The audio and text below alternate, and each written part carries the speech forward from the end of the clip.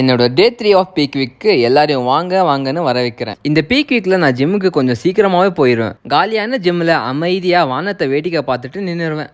இந்த பீக் வீக்கில் ஃபிசிக்கல் வீக்னஸை விட நம்ம மென்டலி ரொம்ப வீக்காக இருப்போம். அப்போ கார்டியோ முடிச்ச உடனே நம்ம பாய்ஸ் எப்படியோ ஜிம்முக்கு வந்து சேர்ந்துட்டாங்க. இவங்க வாங்குற ப்ரீ ஒர்க் அவுட் யாருக்கு யூஸ் ஆகுறதோ இல்லையோ, எனக்கு நல்லா யூஸ் ஆகுது. ப்ரீ ஒர்க் அவுட் ஒரு ஸ்கூப் போட்டுட்டு நம்ம பீக் வீக்கில் இருக்குன்னு கூட பார்க்காம நம்ம பாய்ஸ் கூட ஃபஸ்ட்டு ஒர்க் அவுட்டே டெட் லிஃப்ட் போட ஆரம்பிச்சு. ஃபஸ்ட்டு செட்டுக்கு ஒரு 130 kg போட்டேன். ஈஸியாக தான் மூவ் ஆச்சு. அப்புறம் செகண்ட் செட்டுக்கு நம்ம கோச் உன்னை அடிச்சு நான் தூக்குறேன்டான்னு ஒரு 160 kg போட வந்தார்.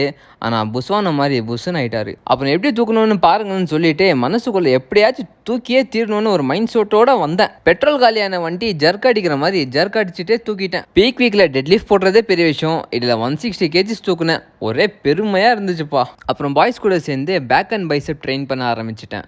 அப்புறம் ஜிம்மில் ஒரு பூமர் அங்கிள், நீங்கள் ஃபேட்டு குறைக்கணும்னா ஹெவி வெயிட்ஸ் போடாதீங்க, கம்மி வெயிட்டில் ஹை ரெப்ஸ் போடுங்க, அப்போ தான் உங்களுக்கு ஃபேட் லாஸ் ஆகும்னு சொன்னார்.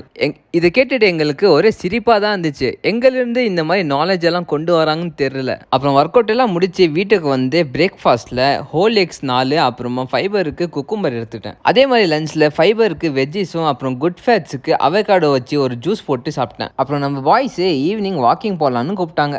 ஆனால் அவங்க சொன்ன டைமுக்கும் அவங்களுக்கும் சம்மந்தமே இல்லை. அதுலேயும் முக்கியமாக அந்த கொண்டை போட்ட மாமா இருக்காரு, அவரெல்லாம் கிளம்புடான்னு சொன்னால் நம்ம ஒரு மணி நேரம் விட்டு தான் கிளம்புறோம். பையன் அப்படி டைமுக்கு பஞ்சோலாக வருவார்ப்புல. அப்புறம் கார்டியோ எல்லாம் முடிச்சு 3 பேரும் ஒரே வண்டியில் ஜூஸ் கடைக்கு போயிட்டோம். இவன் கட்டு முடிச்சது தான் முடித்தான். மனுஷனை தவிர கையில் கிடைச்சது எல்லாமே தின்னுறான். இவனுங்க எல்லாம் வச்சுக்கிட்டு எவா.